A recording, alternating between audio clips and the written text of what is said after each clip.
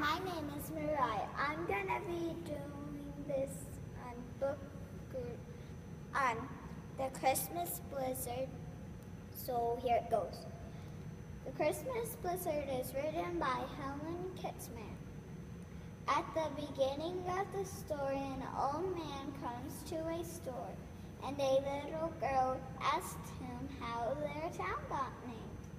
He started out telling about how the weather got crazy, and then how Santa came because it was cold there, and it was hot at the North Pole.